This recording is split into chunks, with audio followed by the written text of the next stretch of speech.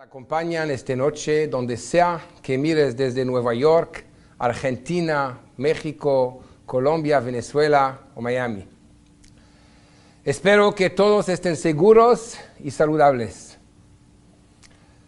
Estamos viviendo un momento muy difícil en el que este desafío de COVID-19 ha movilizado a más de 7.000 millones de habitantes del planeta Tierra. Esto debe desencadenar en cada uno de nosotros un gran despertar y una profunda reflexión.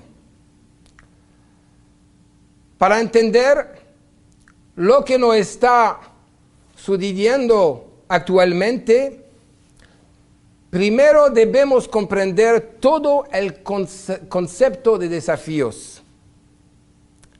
Cuando entenderemos la razón por la cual Dios nos desafía, sin duda obtendremos una mejor comprensión de lo que nos pide este desafío. La pregunta: ¿por qué Dios nos pone a prueba? Se dice en los Sefarim Kedoshim, en los libros santos, Tachlit ha'adam lehitgaber al hanisyonot. El propósito del hombre en este mundo es sobrepasar las pruebas. Necesitamos primero saber cuál es la razón por que Dios nos pone a prueba. Y para entender esto, vemos la etimología de la palabra prueba. Prueba en hebreo es, ¿qué es prueba en hebreo? ¿Qué palabra? La palabra nisayon. La palabra nisayon viene de la raíz nes. ¿Qué significa nes? Acabamos de terminar el mes de Nisan. Nisan, nes, milagro. Nes también significa elevarse o bandera o un mástil. Los sefarim dicen que cuando varias palabras tienen la misma raíz, están conectadas entre ellas. Entonces, cuando vamos a entender cuál es la conexión entre las palabras, vamos a entender mejor la razón de las pruebas. Para empezar, vamos a discutir la creación del mundo. Cuando Dios creó este mundo, se dice en la Kabbalah que fue una Shvirat HaKelim. Él, Dios, emana desde él mismo una luz muy fuerte y forma 10 recipientes esta luz. Pero los recipientes no pudieron recibir ni soportar esta luz y se rompieron en 288 pedazos de Kedushá, de santidad, que se multiplicaron en este mundo material y que se encuentran escondidos adentro de las cosas materiales de este mundo. La meta del hombre en este mundo es revelar y everar los pedazos de santidad de Kedushá. La Torah nos muestra el camino para hacer ese trabajo. En la Torah hay mitzvot. Hay las mitzvot aseh, los mandamientos positivos, activos, y hay los mandamientos lo ta'ase, los negativos, los mandamientos pasivos. Una manera de elevar los pedazos de Kedushá, de santidad, es a través de los mandamientos positivos. Por ejemplo, uno quiere comer algo. Para eso necesita hacer una berajá. Uno toma un vaso de agua, necesita decir la palabra Baruch ata Hashem Elokeinu melech haolam shehakol niya bidvaro. Después puede tomar una bendición. Estamos haciendo una bendición para revelar el pedazo de Kedushá que se encuentra oculto dentro de la comida. Uno quiere matar a un animal, necesita hacerlo según las leyes de la Shehitá y a través de la acción eleva el pedazo de Kedushá que está dentro del animal. También existe una mitzvah especial, me gusta esta mitzvah, es la mitzvah que es la mitzvah de olvidar. Se llama Shichra. Como cuando uno va al mercado y su esposa le pide comprar algo y uno se olvida. Es una mitzvah. Solo bromeaba. Cuando uno cosecha su campo, si por accidente, sin querer, uno olvida cosechar una parte del campo, esta esquina entonces pertenece a los pobres y a los huérfanos. Para poder cumplir este mitzvah y elevar los pedazos de Kedushá que se encuentran en esta parte del campo, tiene que olvidarse cosechar por accidente sin desearlo. En los mandamientos positivos, la manera como uno puede elevar los pedazos de Kedushá es justamente a través de la acción, involucrarse en la acción. La segunda manera de elevar los pedazos de Kedushá es a través de las mitzvot lo ta'ase, las pasivas, las que no involucran una acción con lo material. Por ejemplo, Chas v'shalom, quiero comer algo no kosher y quiero entrar en este restaurante treif. En mi cabeza y mi corazón me digo que no voy a entrar en este restaurante y que después voy a comer en un otro sitio algo kosher. En este momento, el pedazo de Kedushá que está dentro de la comida que no es kasher se eleva por no involucrarse uno con esa comida prohibida. En la vida, a veces para solucionar un problema con los niños, con el trabajo, uno necesita involucrarse. Mientras que en otras situaciones es mejor no involucrarse. Con la suegra, por ejemplo. Ahora, hay pedazos de Kedushá que se encuentran en las pruebas. Estos son muy diferentes de los pedazos que acabamos de explicarnos antes. Los pedazos de Kedushá que están encerrados en las pruebas son mucho más altos. En la Kabbalah se dice, Kol hagavoa gavoa biyoter, yored lemata mata biyoter.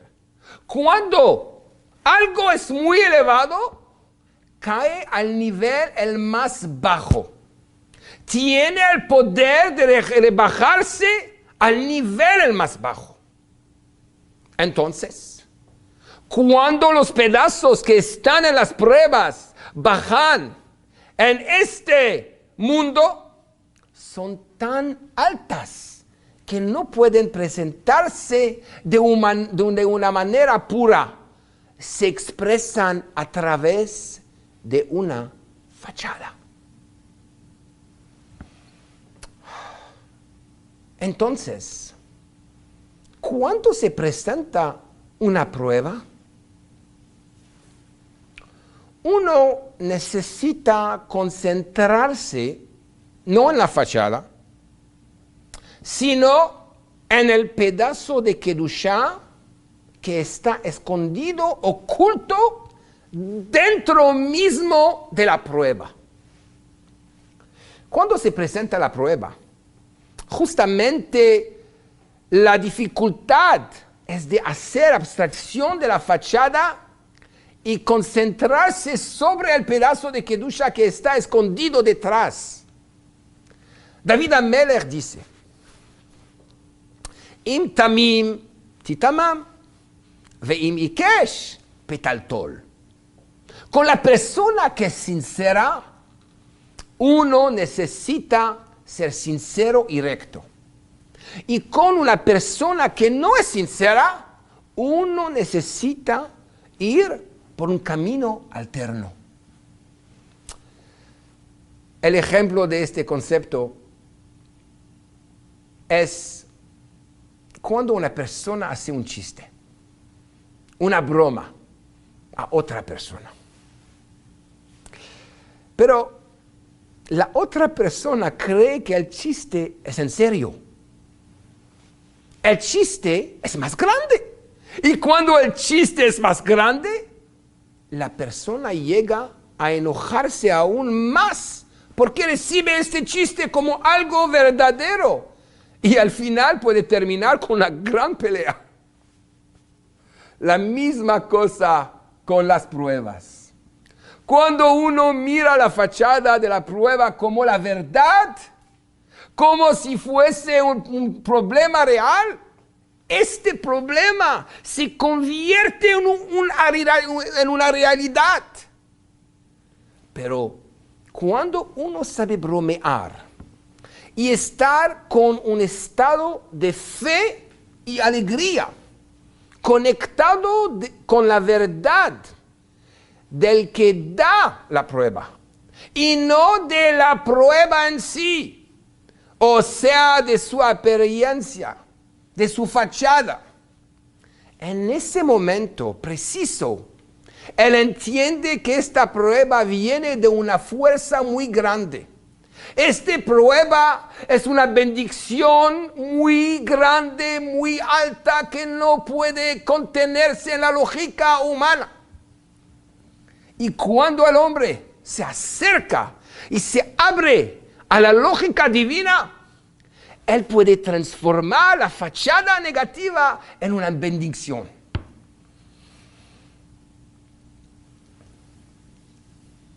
Lejaim. Queremos también dedicar esta clase por la refuá shelema de Reb Chaim Shneor Zalman Yehuda Ben Hida Yochevet, el director de J-Net, y para la refuá shelema de Chaya Malka Dina Bat Hana Hulda, refuá shelema completa, Bezat Hashem, y en memoria, le Abdil, de Yaakov Ben Shlomo Zaga, y también Shalom Dov Ber Ben Harav Yosef Ben Shimon.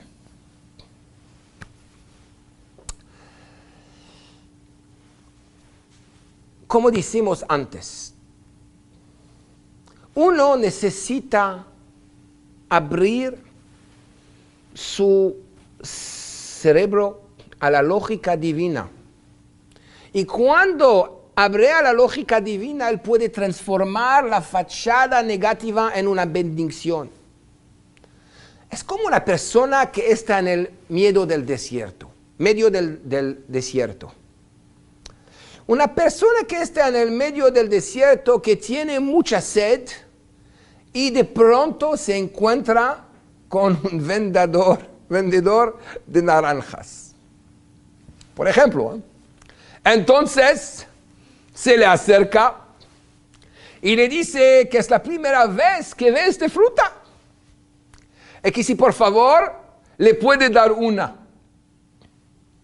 La recibe y tiene tanta sed que empieza a morder la naranja sin ni siquiera pelar la cáscara. Y el vendedor dice, Señor, necesitas sacar la cáscara. Pero yo tengo sed, yo tengo mucha sed. Le contesta el otro. Y otra vez, muerde y muerde esta cáscara tan amarga que termina botando la naranja. Este muchacho no entiendo que la razón por la cual Dios le puso una cáscara a la fruta. Por un lado, la cáscara cubre la fruta y no podemos ver la fruta en sí. Podemos creer que la cáscara es la fruta. Pero por otro lado, la cáscara proteja a la fruta.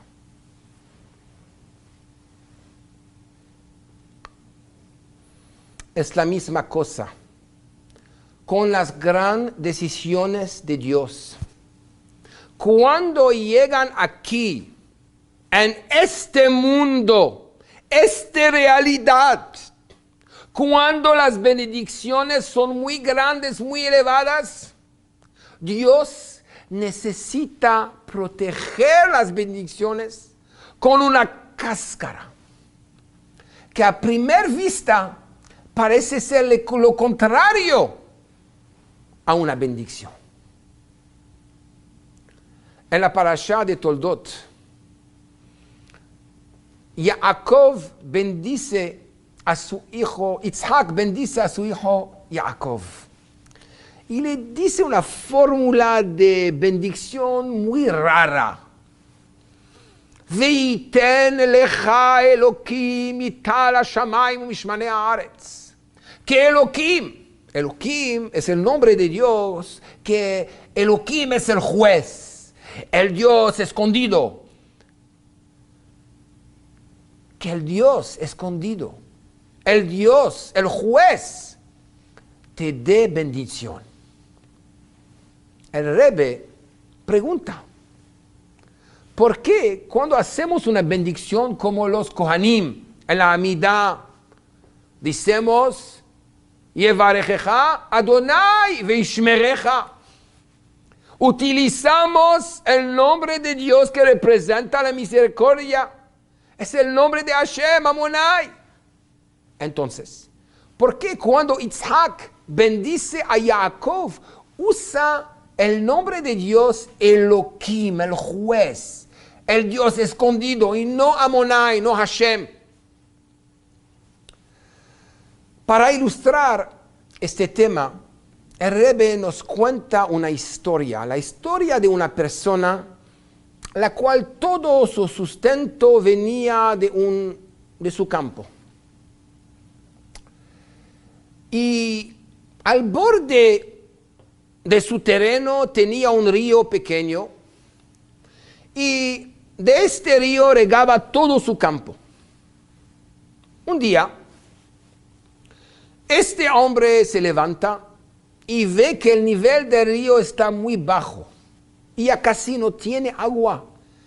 Y el día siguiente, menos agua aún, hasta que el río llega a secarse por completo.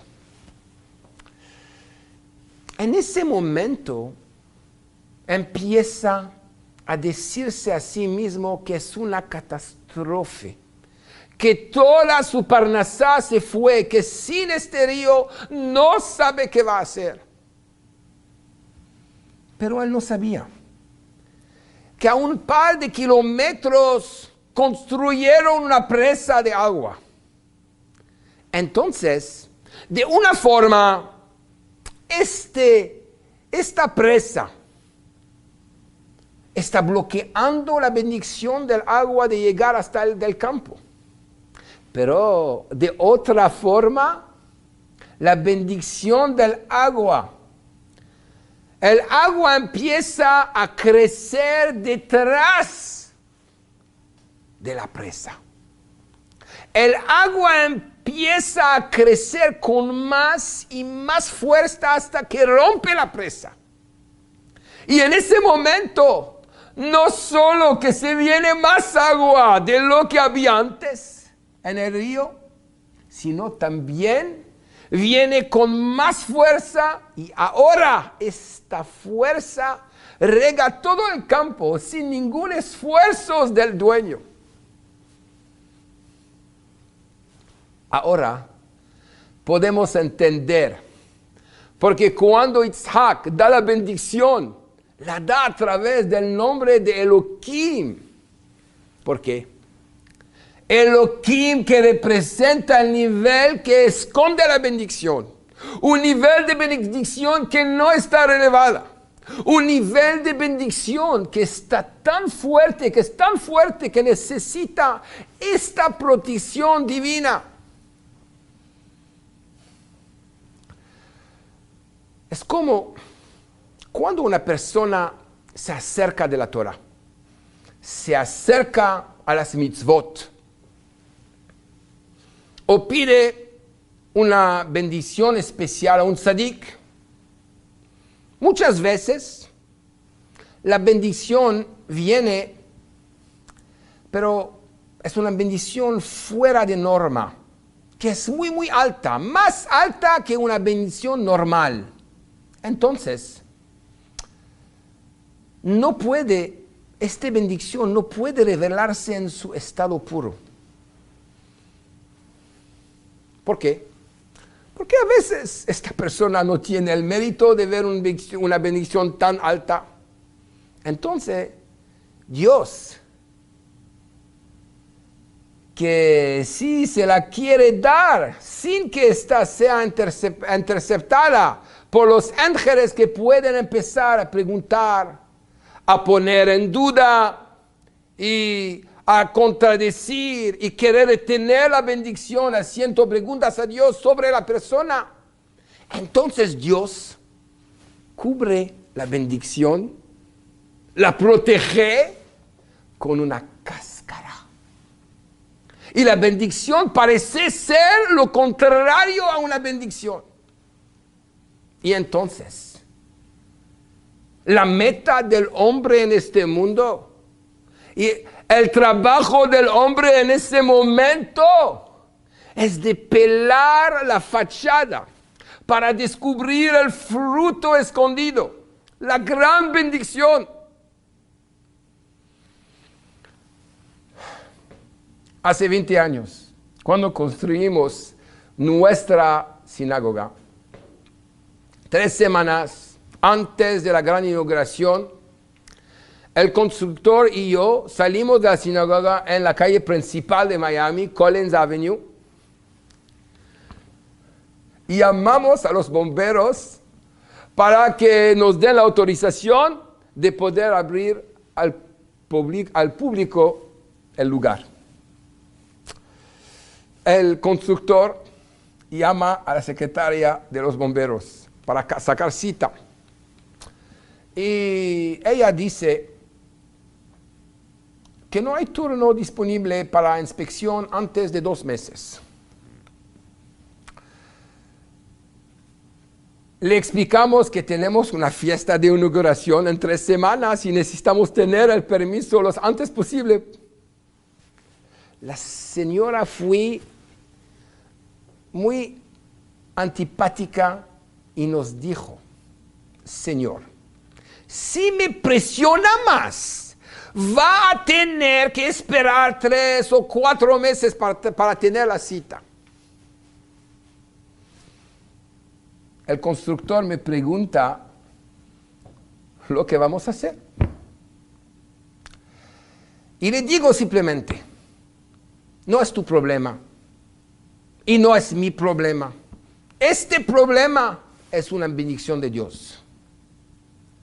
Y empecé afuera, en la calle, enfrente de la sinagoga, a bailar con él para recibir esta bendición con alegría. Porque esta bendición también viene de Dios. la sinagoga no es mi casa. No es la casa del constructor. Es la casa de Dios. Media hora después, el jefe de los bomberos nos llama para decir que puede venir mañana mismo. No solo eso, sino cuando vino a visitar el día siguiente y inspeccionó todo, nos dice que por favor arreglemos esto y esto y eso. Estamos hablando de esta sinagoga. Estoy hablando ahora de este lugar. Para que cuando venga mañana todo va a salir bien. Dicho y hecho, 2 días después recibimos los permisos para abrir la sinagoga Baruch Hashem. El rabino Twersky, gran psicólogo, fue llamado para atender un paciente en el hospital psiquiátrico de Pittsburgh. El paciente presentaba un síntoma muy peculiar. Estaba bloqueado todo el día, parado, inmovilizado con los brazos levantados hacia arriba. Y todo lo intentado por la clínica para ayudarlo no mejoraba su estado. Cuando llegó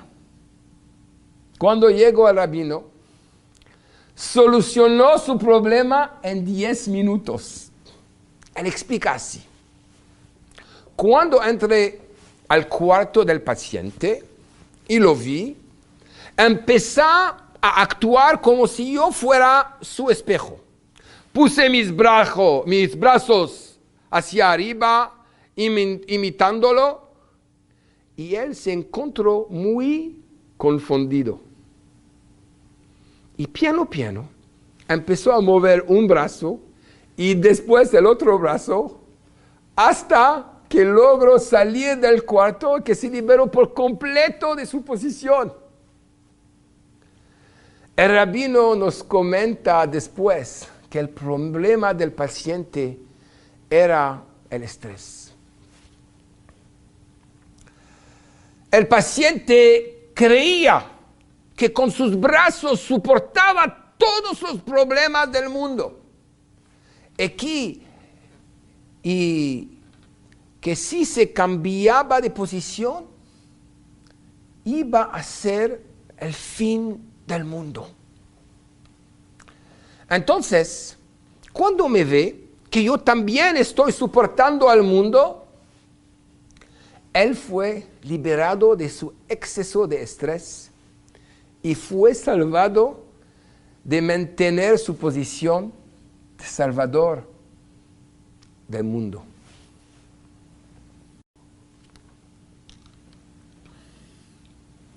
Esta historia es muy graciosa y al mismo tiempo es muy triste. Muchas veces cuando uno tiene una prueba, uno se concentra, uno se va a dormir, no con un rezo a Dios para tener un alma rejuvenecida, sino con la contaminación de la televisión y las noticias de todo lo malo que hay en el mundo, condensando en una media hora, descrito de la manera la más horrible, la más fea que hay. Uno puede fácilmente llegar a pensar que esos problemas del mundo son los suyos. Ahora podemos entender la conexión entre las palabras que tienen la misma raíz en la palabra nisayon, decimos Nes y Nes. ¿Qué decimos? La raíz de Nisayón, como dije antes, viene de la palabra Nes. ¿Qué es Nes? Un milagro. ¿Qué es un milagro? ¿Qué es un milagro? Porque un milagro es algo que está fuera de normas, más allá de la naturaleza.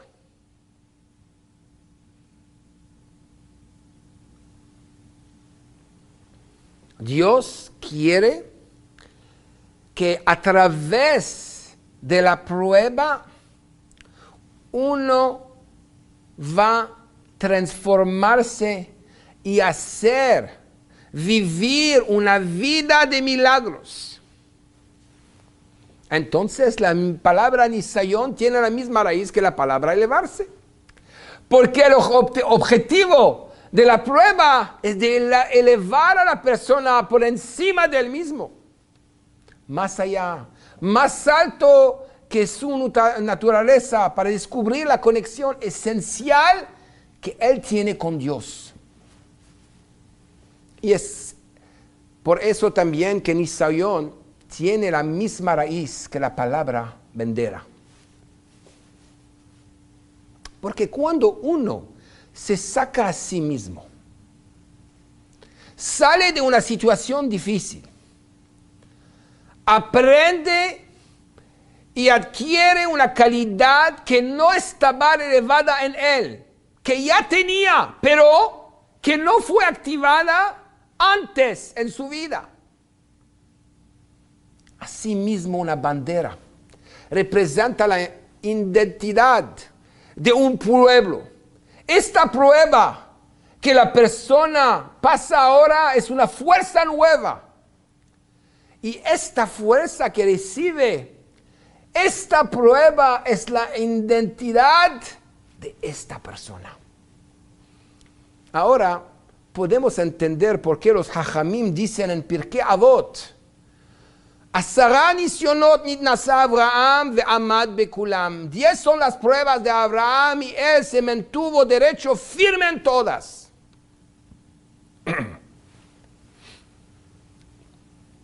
Tenemos que preguntarnos por qué los Jajamim utilizaron la palabra mantenerse firme y derecho. Amad bekulam. Lo avaret kulam, y no la palabra que el paso, logro atravesar las pruebas. A veces, cuando uno tiene una prueba de parnasá, o de salud, haz veshalom, podemos ver en el cuerpo mismo de la persona todas las secuelas. Las secuelas. Podemos ver las secuelas. En el cuerpo mismo de la persona podemos ver todas las secuelas. Podemos ver la forma como el cuerpo de la persona se expresa. Cómo nos habla y cómo se rompe y se encierra en él mismo. Se le nota mal. Vemos como toda la expresión de la persona cambia por completo. Pero Abraham Avinu, cuando recibe una prueba, él se levanta firme y se mantiene derecho, más fuerte, con más convicción para hacer las cosas, y por eso decimos amad bekulam. Se tiene derecho. Él no pasa a las pruebas, él se pone firme ante las pruebas. Asimismo, podemos entender la conexión entre la palabra Nisayón y mastil. Cuando uno está en un velero. En medio del mar, en la mitad del océano, y empieza una tormenta. Si uno se para a un extremo o al otro del velero, uno va a sentir todo el movimiento del barco. Y el único lugar donde no se siente todo este movimiento de la tormenta es en el medio. En el centro del velero, donde se encuentra el mástil. Porque cuando el mensaje de la prueba es recibir una enseñanza, uno que recibe los problemas no puede decir es la culpa de él o la culpa del país o la culpa de mi esposa, de mi jefe. Y empieza a llorar y a hacer todo un melodrama. Él necesita concentrarse.